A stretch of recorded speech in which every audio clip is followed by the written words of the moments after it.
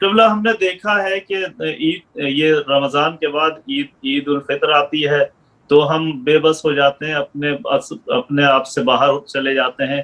محرم کے بعد 9 ربیع الاول آتی ہے تو ہم اپنے آپ سے باہر چلے جاتے ہیں، وہ ہم بالکل برابر کر دیتے ہیں، اس سے پہلے کے زمانے میں واپس داخل ہو جاتے ہیں ساری چیزیں چھوڑ کر۔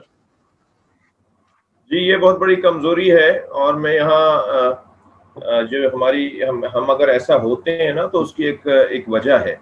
دیکھیے ایمان کی 3 قسمیں بیان کی ہیں عرفا نے، اور یہ ایک ایمان کی کمزوری کی تصویر ہے جو آپ نے جس کی طرف اشارہ فرمایا۔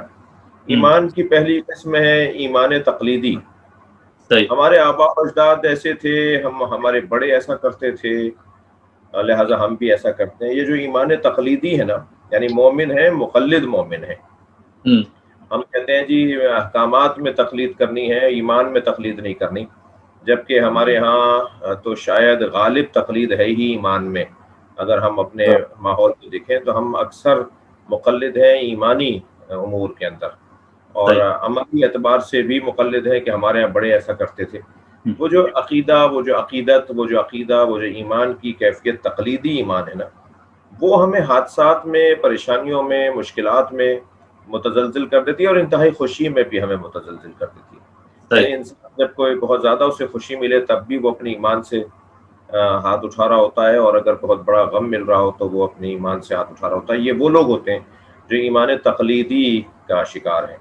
اور ایک ایمان ہے ایمان استدلالی، وہ ایمان جو دلائل سے اور استدلال سے اور برہان سے، براہین سے اور عقلیات سے جس کو سمجھا گیا ہو۔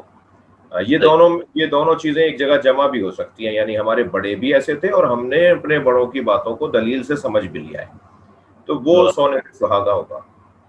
یہ جو ایمان استدلالی ہے یہ بھی ایک ایمان ہے، مگر یہ اس ایمان تقلیدی سے بہتر ایمان ہے۔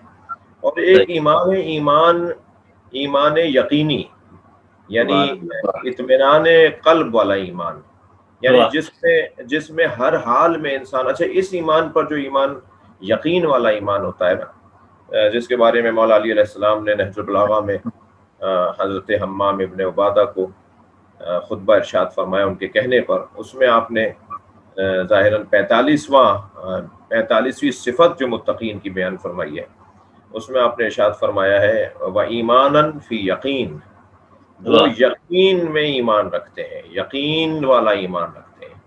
تو یقین والا ایمان، استدلال والا ایمان اور تقلید والا ایمان، یہ ایمان مختلف ہے۔ وہ جو یقین والا ایمان ہے نا، وہ پھر ایسا نہیں ہونے دیتا کہ انتہائی خوشی مل رہی ہو تو آپ اسے باہر جا رہے ہو، انتہائی آپ اسے باہر جا رہے ہیں۔ تو ہمیں وہ ایمان یقین والا ایمان جو مولا علی جیسا چاہتے ہیں، وہ ایمان اگر صاحب ایمان ہو جائیں تو کیا ہی کہنا۔ اور پھر یہی وہ کیفیت ہے جو ولایت تک اور صاحب تصرف ہونے تک اور صاحب ولایت تک انسان کو صاحب ولایت بناتی اور ولایت تک پہنچا دیتی۔ یعنی وہ جیسے حضرت نبی مکرم سے کسی نے کہا کہ حضرت عیسیٰ پانی پر چلتے تھے، تو آپ نے فرمایا کہ اگر عیسیٰ کا یقین کچھ اور بہتر ہوتا تو وہ ہوا پر چلتے۔